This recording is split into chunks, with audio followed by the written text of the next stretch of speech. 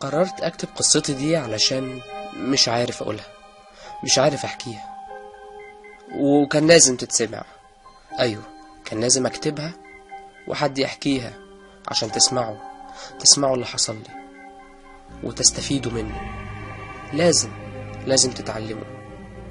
القصة دي ممكن تحصل لأي حد. القصة دي حقيقية، واللي مش عايز يصدق هو حر، لكن لما يتحط في نفس الموقف ما يبقاش يرجع يندم. قصتي بدأت لما كنت بدور على شغل. اتمرمطت في كذا مقابلة وفي كذا شركة لحد ما حسيت ان انا بقيت عبء تقيل على اهلي، لحد ما قلت انا لازم اشتغل اي شغلانة، حتى لو شغلانة على قد حالها او في اي حتة، على الاقل اساعد اهلي الغلبانين دول. نسيت اقول لكم، انا عمر. قريبي جاب لي شغلانة في مصنع بدون ذكر اسماء، هو مصنع لتصنيع اللحوم الجاهزة في مصر. رحت وتعرفت على مدير المصنع أستاذ محسن، وفعلا رحت ومشيت جوه المصنع، يعني قلت اكتشف خبايا المصنع واحفظه كويس. اللي لفت نظري ان لقيت راجل ما اقدرش اقول عليه غلبان، بس هو راجل عجوز. عرفت من الناس اللي بتناديه ان اسمه عم سيد. عم سيد ده يعتبر اقدم واحد في المصنع ده من ساعة ما اتفتح. واللي عرفته من عمال المصنع كمان ان الاستاذ محسن ده اصلا ابن المدير، وبعد ما المدير مات او اتقتل في ظروف غامضة، ابن محسن هو اللي مسك مكانه. اللي عرفته ان عم سيد ده تقدروا تقولوا الدراع اليمين بتاع الاستاذ محسن، اللي هو مدير المصنع. دراعه اليمين في ايه ما قدرتش اعرف، مع انه واضح كده ان هو راجل عجوز في حاله، ماشي ما بيكلمش حد، دايما ساحب شوال وراه، رايح جاي في صمت غريب، لدرجة ان انا ساعات وانا كنت بشتغل اللي هو بفضل مركز معاه كده فترة، بلاقي ان حركاته ثابتة لدرجة غير طبيعية. بدأت أقلق منه لحد ما قلت أسأل عنه بعض الناس اللي موجودين. عرفت ان هو أخرس، لسانه مقطوع. ازاي او ليه محدش رضي يقول. عدى كذا يوم في الشغل ده، وبدأت أتعود على الناس اللي فيه وأتعرف على ناس جديدة وأكون صداقات أكتر وأكتر، يعني لحد ما بدأت أتعود على الشغل وإن أنا أنزل شفتات إضافية عشان طبعا فلوس أكتر. فبدأت أنزل شفت اللي هو بعد الظهر ده، اللي هو فترة العصر والمغرب. ساعات كنت أنزل شفت بالليل، بس الصراحة ما نزلتش كتير بالليل. ليه؟ هتعرفوا. المهم ان ساعات واحنا قاعدين مثلا بناكل او كده في غير وقت الشغل، في اوقات الراحة، فاللي هو بدأت اسمع اصوات مش واضحة، اصوات يعني قدرت افسرها مثلا ممكن يكون عياط او حاجة زي كده، مصدر مش معروف. بدأت اسأل مثلا الناس اللي قاعدين معايا فيرتبكوا ويغيروا الموضوع، بيتوهوا كلام. طب هم عارفين حاجة ومش عايزين يقولوا لي؟ الله أعلم. اللي لفت نظري في المواضيع دي كلها إن سواء الصبح أو بالليل أو في أي وقت، عم سيد ما بيسيبش المصنع نهائي.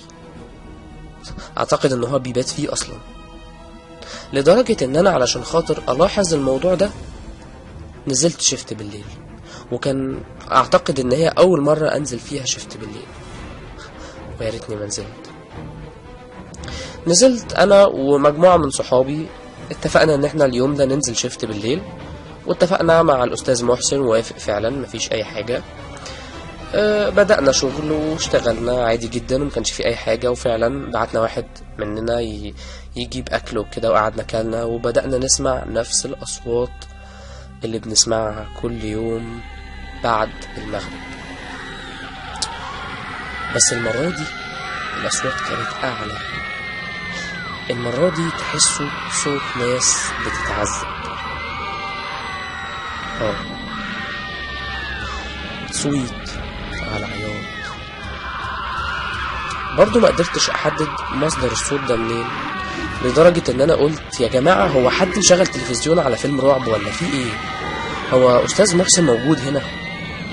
وفجأة ألاقي عم سيد معدي وباصص لي أنا بصة عمري ما هنساها، بصة مرعبة لدرجة إن أنا تنحت قدامها. مش متعود أصلا إن هو يبص في حتة، طول عمره من ساعة ما جيت وهو باصص قدامه، ماشي وساحب الشوال ده وراه، بس معرفش بقى بيوديه فين أو بياخده من مين أصلا، كل ده مش عارفه. حسيت إن في حاجات كتير قوي غامضة في المصنع ده، ولما حاولت إن أنا أستكشف أي حاجة فيها ألاقي اللي يقول لي كل عيش، ما تحفرش قبرك بإيدك، كلام كبير قوي عن الموضوع، لدرجة إن أنا حسيت إن في حاجة فعلا، وقلت لازم أعرف إيه هي الحاجة دي. كذا مرة أسمع الأستاذ محسن بيكلم ناس وياخدهم في المكتب بتاعه ويرتبك كده أول ما يشوفهم، ناس عادية جدا، مش مثلا بهوات بقى وشغل رجال الأعمال ده، لأ. عدت فترة برضو والموضوع ما راحش عن بالي، لدرجة ان انا في يوم حاولت ان انا اكلم عم سيد نفسه. اول ما قربت منه شميت ريحة فظيعة، ريحة ما طقهاش ان انا اشمها، لدرجة ان انا اول ما شميتها بعدت عنه، وهو بصلي نفس البصة اللي بصها لي ساعة اول مرة. بعدت عنه وما حاولتش اكلمه تاني، بس حطيته في دماغي. حطيته في دماغي وبدأت أراقبه كويس قوي، بالذات في فترة الصبح. هتقولوا لي اشمعنى في فترة الصبح؟ هقول لكم عشان المصنع بيبقى باين قوي، بيبقى نور الصبح بقى وتبقى كل حاجة فيه باينة، لكن بالليل بتبقى أماكن الشغل بتاعتنا بس هي اللي فيها أنوار والباقي بيبقى كحل. بدأت ألاحظ إن هو بيدخل في طرقة طويلة قوي كده، محدش بيعتبها غيره، فعلا محدش بيعتبها غيره، لدرجة إن أنا حسيت إن الطرقة دي مثلا بتودي على أوضة هو قاعد فيها أو كده. بس يا ترى إيه اللي هيخليه ياخد الشوال ده كل يوم وكل شوية يدخله أوضته ويروح ويجيب واحد غيره؟ برضه حاجة غريبة. وفي يوم حاولت فعلا ان انا ادخل الطرقة دي، بس ساعتها في ناس كتير جدا منعتني، واوعى وانت مجنون، حاجة ما نعرفهاش مالكش دعوة بيها، عم سيد لو شافك ممكن يقول للأستاذ محسن وتترفد، انت مش خايف على اكل عيشك ولا ايه؟ بقولك ايه، انت شكلك مش هتجيبها ببره، اهدى على نفسك شوية. ده كلام اتقال لي واتقال لي اكتر منه، بس كلام هبل. في ايه جوه الطرقة دي؟ انا كل يوم الموضوع معايا بيزيد اكتر، والعند بيزيد اكتر واكتر، لدرجة ان انا ما بقتش انزل الا الشفتات الليلية. الشفتات دي بتبقى في حدود من الساعة 8 بالليل لحد الساعة 2 بعد نص الليل، يعني الواحد بيوصل بيته الساعة 3 ونص كده ولا حاجة. ما هو المصنع ده بعيد شوية عن المناطق السكنية يعني.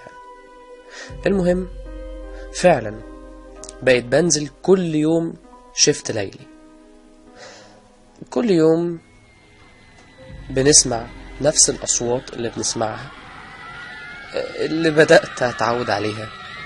بدأت أحس فعلا إن المصنع ده فيه حاجة مش طبيعية، أشم روايح مش كويسة، مع ان المصنع نظيف جدا، مش زي ما تخيلت اول ما جيت بقى ان هو تصنيع لحوم وكده. لا خالص، على احدث مستوى. عدى كذا يوم في الشفتات الليلية دي، وكل يوم بيحصل نفس المواقف، حبة مواقف مش طبيعية غريبة. حاولت افسرها، طبعا مفيش اي تفسير ليها، ومفيش اي حد مساعدني ان انا افسرها. كتير قوي واحنا قاعدين نلاقي فيه خيالات عدت، نلاقي فيه اصوات، مش بس اصوات مثلا ناس بتتعذب، لا ده في ناس بتضحك. صوت ناس بتضحك اكنها بتضحك على حاجة، بتضحك على حد، لكنها فرحانة. الاصوات دي جاية منين؟ معرفش. ساعات كتير جدا الاقي يا عم سيد واخد شويلة ويدخلها جوه، واسمع صوت صويت. ايه اللي بيحصل؟ لدرجة ان انا نفسي خفت، ورجعت فعلا ان انا انزل الصبح. خفت. محدش كان عايش اللي انا عايشه. تخيل ان انت في مصنع كبير واسع، بتسمع صوت صويت وصوت ناس بتتعذب، لدرجة ان انت دقات قلبك بتسمعها، بتسمع انفاس حد جنبك، حاجات مش طبيعية. ايه المصنع ده مسكون ولا ايه؟ بدأت منزلش اي شفتات ليلية بعد كده، وبقيت انزل شفتات الصبح عادي جدا زي الاول. تقدروا تقولوا كده بدأت اكل عيش زي ما اصحابي كانوا بيقولوا في الاول. بقيت اروح اشتغل، اخلص شغل واروح. بقيت بتجاهل اي مواقف غريبة بتحصل، محاولش اصلا اركز معاها، عشان من الاخر مش عايز ارعب نفسي، مش عايز ادخل الموضوع في دماغي واحاول اكتشف حاجة انا مش عايز ادخل فيها. لدرجة ان انا ساعات كتير جدا كنت بفكر ان انا اسيب الشغل اصلا، بس للأسف مفيش غيره. عدى كذا يوم لحد ما في يوم واحد من اللي كانوا بيزوروا الأستاذ محسن قبل كده، اللي أنا قلت عليهم في الأول، واحد عادي جدا من ضمن الناس اللي كانوا بيجوا يزوروه ويشربوا مع الشاي عادي. ما كنتش باخد بالي جدا من الناس دي، بس في واحد بيجيله يعتبر يوم بعد يوم، يعني عشان كده ركزت معاه. مواصفاته عادية زي اي حد، ما فيهوش حاجة غريبة او ما فيهوش حاجة تشد الانتباه. بس اللي شد انتباهي توتر استاذ محسن اول ما جه. الراجل ده بالذات الاستاذ محسن بيتوتر منه جدا، ليه معرفش. يعني حاولت بطبيعتي كإنسان أصلا، يعني الفضول بيقتلني، إن أنا أسمع بيتكلموا عن إيه، حتى مش لازم أسمع كل الكلام، بس يا ريتني ما سمعت. اللي قدرت أحدده إن هو واحد صاحب، أو مش صاحب، واحد بيشتغل في مشرحة. أيوة، مشرحة. من الواضح إن كلامهم بيتكلموا عن بضاعة إيه معرفش. البضاعة دي بتجيله بيتة.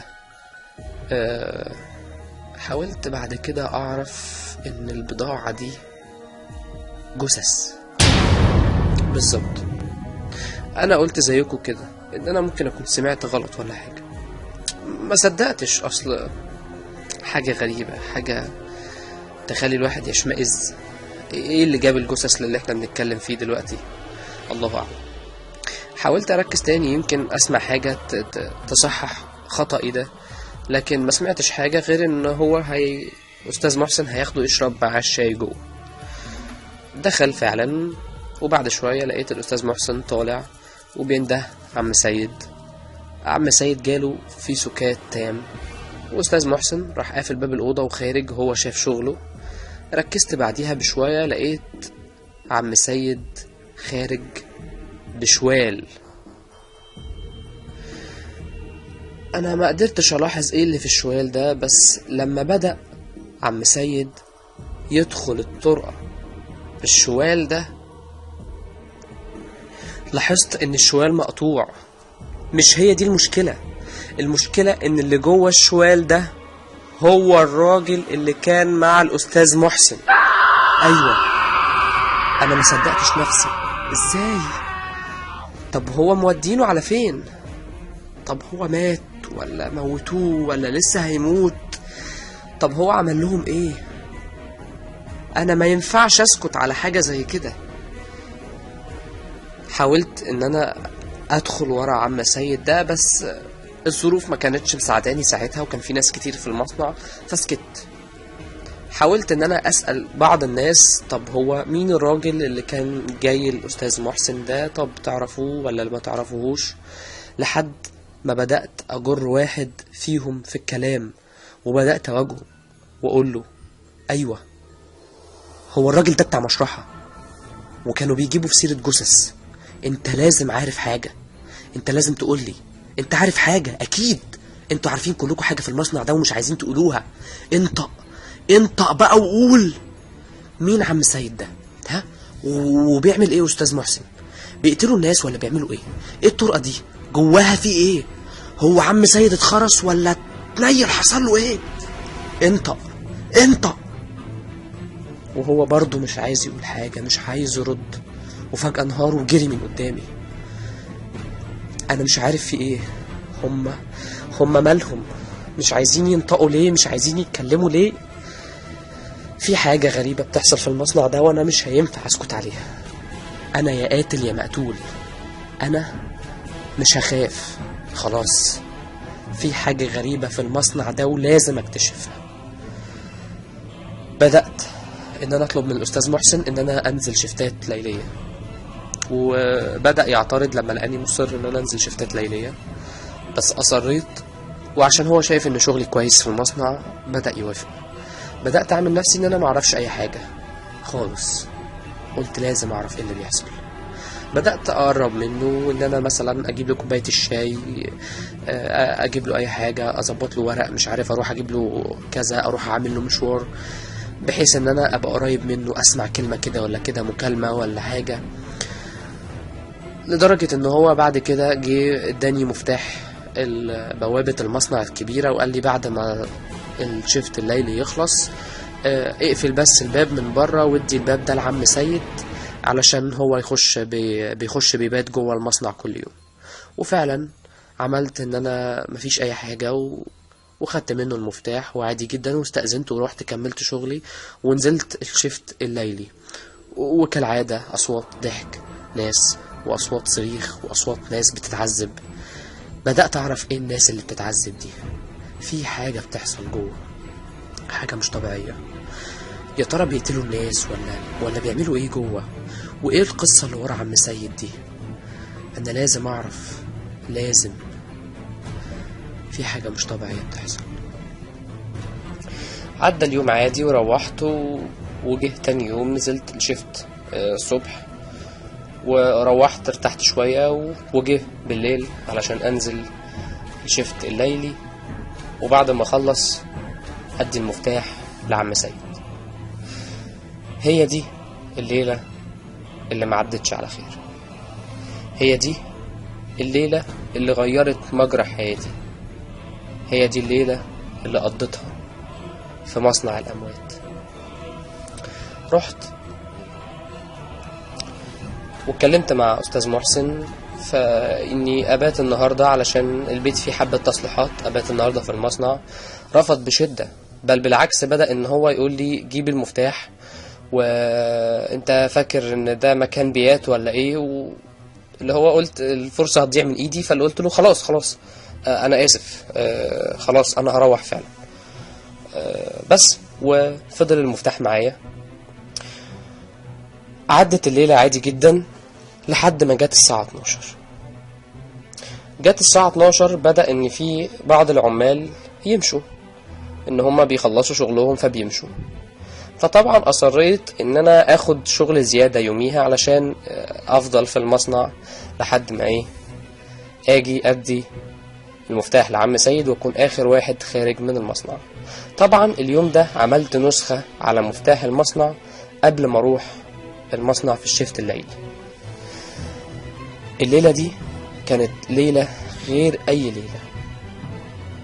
بدأت روائح كريهة تظهر في المكان، روائح لا تطاق، تحس ان هو قبر كبير وفي كمية بشعة من الجثث الميتة والمتعفنة.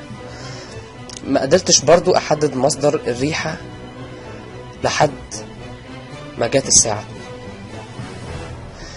قفلنا الانوار وخلاص كلنا خارجين، وعم سيد جاي ورانا علشان ياخد المفتاح مني بعد ما اقفل باب المصنع ونمشي. وفعلا قفلنا باب المصنع وانا مشيت معاهم واديت لعم سيد المفتاح من فتحة كده صغيرة في الباب، وهو خد المفتاح وبصلي بعينه بصة نفس البصة اللي بيبصها لي كل مرة، وخد المفتاح واختفى جوه المصنع. اختفى في الضلمة، كانت الدنيا كحل. ساعتها انا كنت عامل حسابي اصلا وكنت جايب معايا كشاف. بعد ما بدينا نمشي شوية اعتذرت الاصدقاء اللي انا كنت ماشي معاهم، ورجعت علشان ادخل المصنع بالمفتاح اللي انا عامله، ويا ريتني ما دخلته. فتحت باب المصنع بالراحة جدا علشان طبعا بوابة كبيرة قوي ففي صوت هيحصل، ودخلت فعلا بس ما قفلتش الباب ورايا علشان لو حصل اي مشكلة افتح الباب واجري ما حدش ياخد باله. وانا كنت متيقن ان مفيش حد في المصنع الا عم سيد، واكيد في الوقت ده عم سيد بيعمل حاجة جوه الطرقة دي. وساعتها يانا يا هو كان لازم اعرف ايه اللي بيحصل جوه الطرقة دي. دخلت وبدأت ان انا اولع الكشاف. اجواء غريبة حسيتها في المكان، تحسه زي جهنم. الجو حر قوي لدرجة لا تطاق، وفي ريحة غريبة، ريحة ما كنتش قادر اتحملها، كنت خلاص هتخنق. وكنت كل ما اقرب من الطرقة دي احس ان الريحة دي بتبقى اقوى وبتبقى مركزة اكتر، لدرجة ان انا اتأكدت ان هما بيدفنوا الناس جوه. ايوه، بيدفنوا الناس اللي بيموتوها جوه، ومنهم الراجل بتاع المشرحة اللي كان بيتكلم مع الاستاذ محسن. بيقتلوهم ليه؟ معرفش. وعشان كده انا جاي النهاردة، حتى لو كانت هتبقى اخر ليلة في عمري، بس كان لازم اعرف ايه اللي بيحصل جوه المصنع ده، مصنع الاموات. بدأت اقرب من الطرقة، ما كانش فيه صوت اي حد لحد ما بدأت احط رجلي بس جوه الطرقة. سمعت صوت صريخ جامد وصوت عذاب ناس، وتحس ان في ناس بتتحرق مش بتتعذب. معرفش في ايه. ابتديت امشي جوه الطرقة، طبعا مش شايف اي حاجة، الطرقة ضلمة تماما. حتى لما بتبقى الدنيا الصبح، الطرقة من الواضح ان هي داخلة لجوه جدا لدرجة ان ما بيوصلهاش نور اصلا. فضلت ماشي لحد ما حسيت ان في حاجة بتلزق في رجلي في الارض، لدرجة ان انا قلت اكيد مثلا في حاجة مش نظيفة في الارض. فحاولت اوجه الكشاف على الارض، بس كانت الكارثة عشان لقيت ان الارض كلها دم. فزعت ورجعت لورا خطوتين كده، ببص على باقي الحيطان لقيتها فعلا دم. ببص على الحيطة اللي انا كنت ساند عليها اصلا، لقيت ان هدومي كلها متغرقة دم، دم في كل حتة، لكنها مذبحة. مش عارف الدم ده كله جه منين، بيعملوا ايه جوه، وايه الريحة دي، في ايه؟ ساعتها ابتديت اخاف، بس قلت خلاص اللي حصل حصل ولازم اكمل، لازم اعرف ايه اللي بيحصل. بدأت اوجه الكشاف جوه الطرقة لحد ما اكتشفت ان في اخر الطرقة دي في اوضتين. ففضلت ماشي واخد بالي مثلا احسن حد يجي او كده، طول الوقت ده كنت ماشي سامع دقات قلبي جامد قوي، ده غير صوت الناس المزعج المخيف المرعب، صوت ناس بتصرخ وبتزعق وبتضحك وبتتعذب.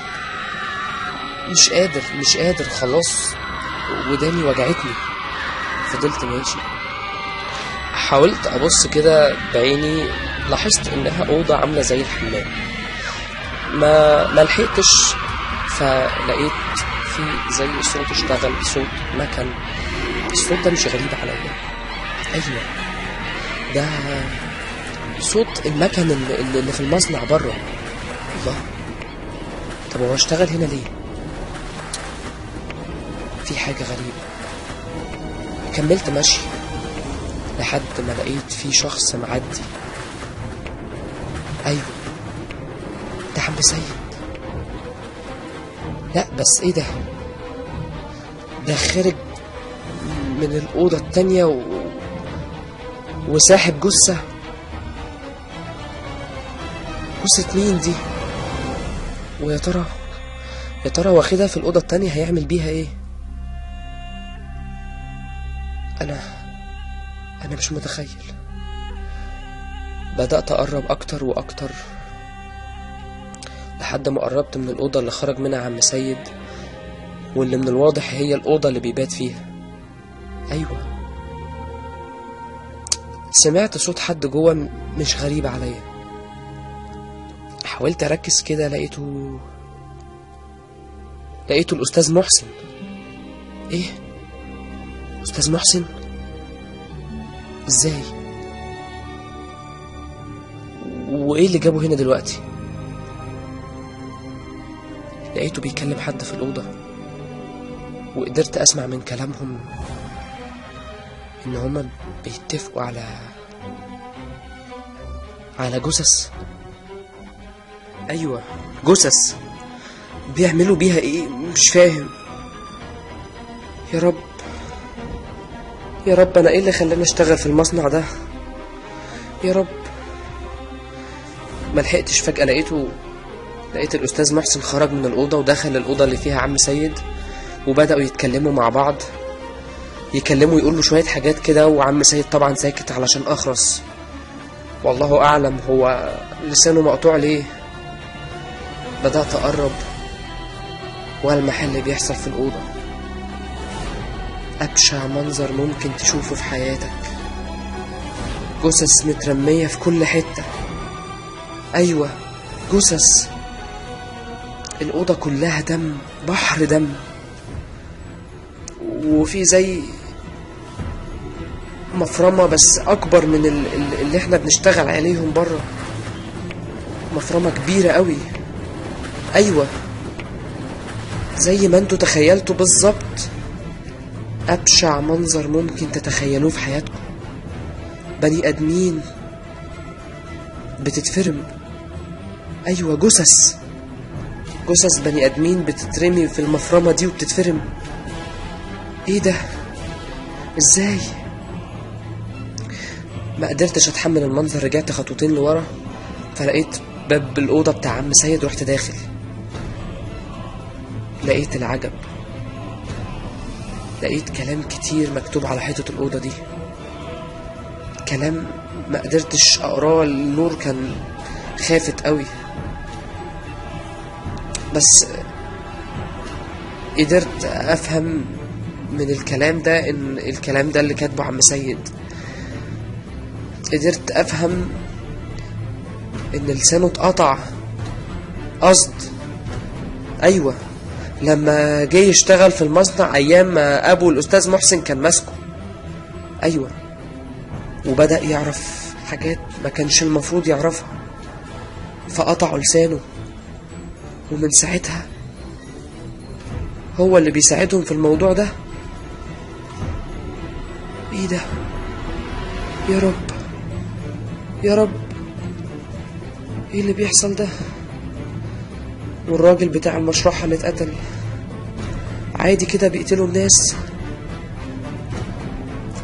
مفرمة ودم وجثث، بيفرموا الجثث بكل جبروت كده. مفيش اي رحمة، دم في كل حتة، الريحة ما تطاقش، ده غير الأصوات وغير الرعب وغير الفزع. أصوات في وداني طول الوقت، أصوات صريخ وعياط وعذاب. ما لحقتش أكمل قراية، لقيت في إيد اتحطت على دراعي،